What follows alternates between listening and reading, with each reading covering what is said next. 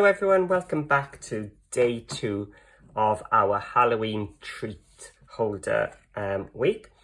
And yesterday, if you haven't seen, have a look in the description below for the link, or have a look in my playlists for day 1, which was these crackers. So we made the square cracker and we made some curved crackers. So we made 2 different versions of the crackers.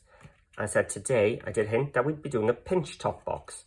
Now, my younger son has already nabbed it and he's taken my made up tester one, but I've got the white one to show you. So it's going to be a little treat container again. Again, we'll hold one of our Lindors, but it's slightly bigger space than the cracker had. So you can put something a little bit bigger into these, or a couple of small sweets like Smarties and loose things inside, because this time we do have a base. With a cracker, you've got to be careful because you need something big enough not to fall through the gaps. But with this one now, we can fill it up with smaller things. So let's have a look at how we make our pinch top box. So again, I've made a template. So if you want to take a pause or a screenshot, there we go. This time we're starting with a 4x6. Now, these treat holders are great because, again, just like the cracker, we can get 6 of these from one sheet of 12x12. So I've got some papers left over from another project, using Charmed by Graphic 45, no less. And I've got a 4x6 piece. So which one should we go for? Let's go for this one. So the first thing we're going to do is do our straight score lines. So let's grab my scoreboard and place it with a long edge on the top. And we're going to score this at 1 3/8. That's 1 inch, and move across 1, 2, 3. Score down. Then 2 3/4, which is that black line before the 3, 4 1/8. So to the 4 inches and up 1 more channel, and at 5 1/2. So if you have got a directional paper like I've got, you do want to cut your 12x12 4 inches across that way and then in half at 6. If it's non-directional, you know, it doesn't matter which way around you cut your paper, but just make sure that it is landscape if you have got directions like I've got. So let's turn it over, and this is the bottom of my treat box. I'm going to score at 1 1/8.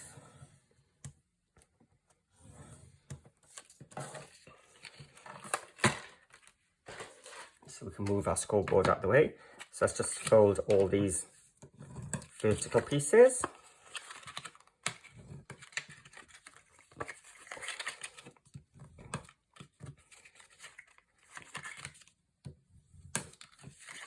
And that one horizontal piece, like so.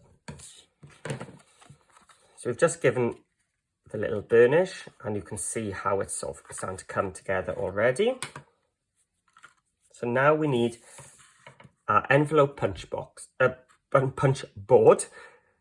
So in the envelope punch board, we're going to score at 1 inch from the top. So this is the top of my box. That's all I'm going to do is fold over that 1/2 inch line. And we're going to put this fold into our punch and line up the left hand side with the 1 inch mark. And punch. Then we fold over the next one and we punch, fold again,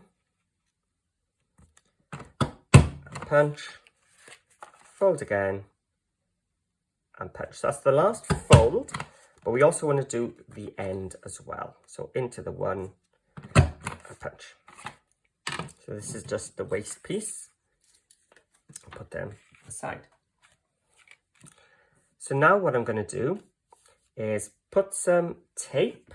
You could also use glue, but if you're going to use glue, you'll have to do these cuts first. And just down to the score line. So this might be tricky to see on this one, so I'm going to turn it over. What we're going to do is we're going to cut up from the bottom to our first score line, and we're just going to miter it to create a tab, and do the same across the top. Then take your scissors. I'm going to flip over again. Might be able to see a bit better. Well, I can see better, not sure about you, but I'm going to just go up the score lines and stop at the horizontal one, just creating some tabs across the bottom.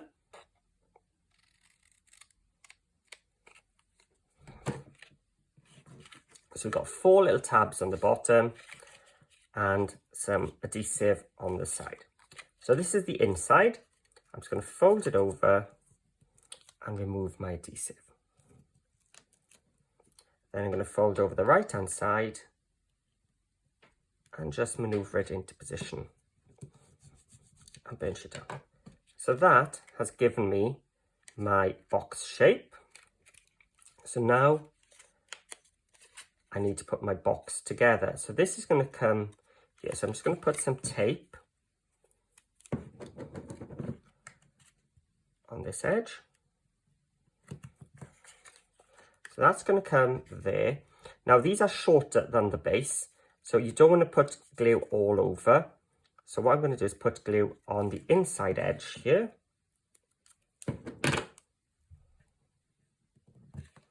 Like so. I've got some tape overlapping here, so I'm just going to trim it off. So I'm working on the opposite sides. So I'm going to expose.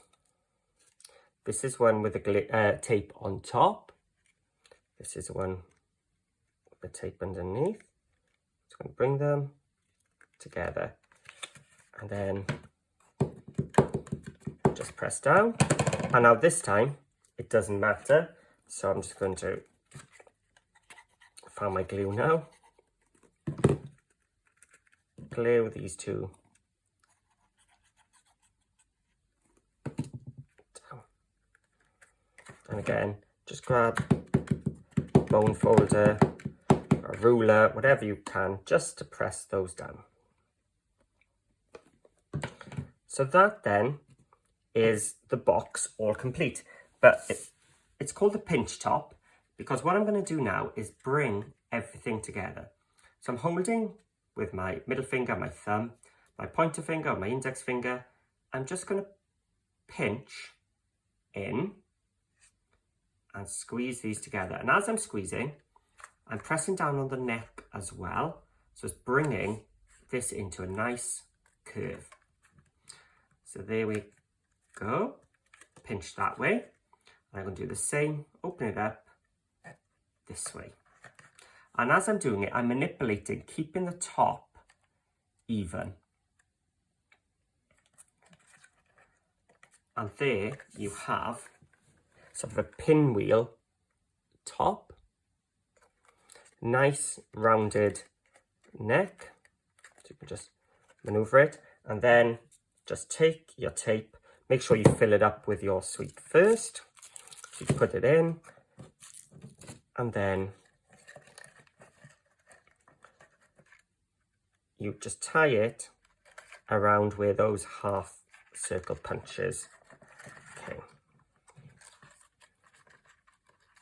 So I'll probably make a bow on this one.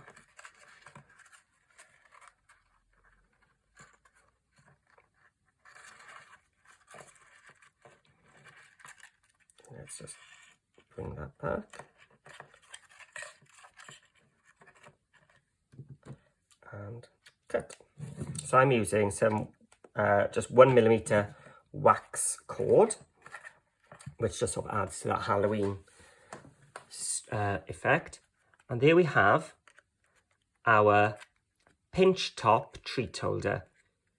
And because I've used such decorative paper, I don't need to do anything else to it, but of course I could then, if I was using plain cardstock or something, you could add stickers, but with this charmed, we could add some extra little stickers to it.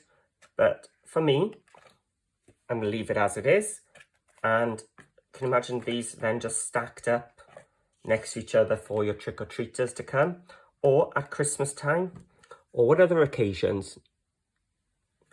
What would you make them for? Let me know in the comments below if you like it and you're going to have a go.